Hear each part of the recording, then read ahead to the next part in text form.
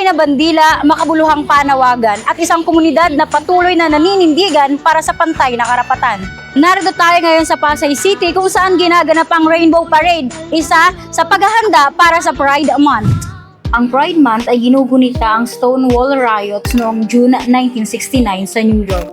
Isang serye ng protesta laban sa police raids at diskriminasyon sa LGBTQIA+ community.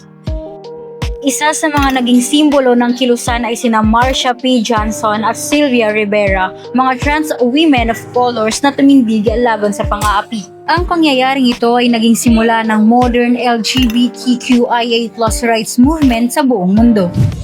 Ayon sa Pew Research Center, marami pa ring bansa ang hindi ganap na tanggap ang LGBTQIA+ individuals. Sa Pilipinas naman, may mga local surveys na nagsasabing higit 2 sa 10 na miyembro ng ganitong community ang nakararanas ng diskriminasyon sa trabaho at eskwela. Pinakikita lamang nito na kahit mas bukas na ang pag-iisip ngayon, malayo pa ang laban para sa pantay na karapatan. Ang Pride Month ay hindi lamang isang selebrasyon. Ito ay protesta at panawagan para sa equality. At patuloy ang pagsulong ng SOGIE Equality Bill para sa proteksyon laban sa diskriminasyon. Ang LGBTQIA+ ay tumutukoy sa iba't ibang identity. Lesbian, babae na naa-attract sa kapwa babae. Gay, lalaki na naa-attract sa kapwa lalaki. Bisexual, naa-attract sa higit sa isang kasarian. Transgender, gender identity ay iba sa sex assigned at birth. Queer or questioning, mas malawak o naghahanap pa ng identity. Intersex, ipinanganak na may biological variations.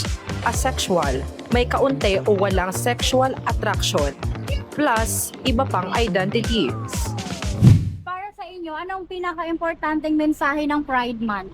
Ang salitang Pride Month kasi is pagmamahal sa kapwa natin LGBTQIA+.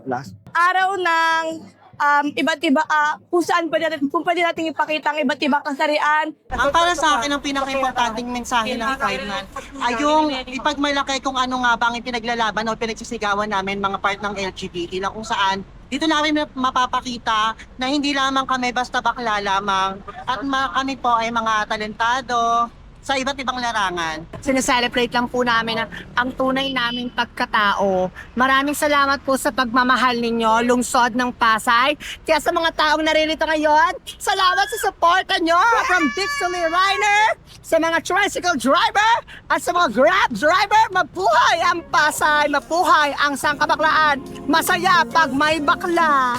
Sa gitna ng mga buhay na matawat at sa dami ng taong nakikisap, malinaw ang mensahe na ang Pride Month ay hindi lamang selebrasyon, ito ay paalala na ang respeto, karapatan at dignidad ay para sa lahat.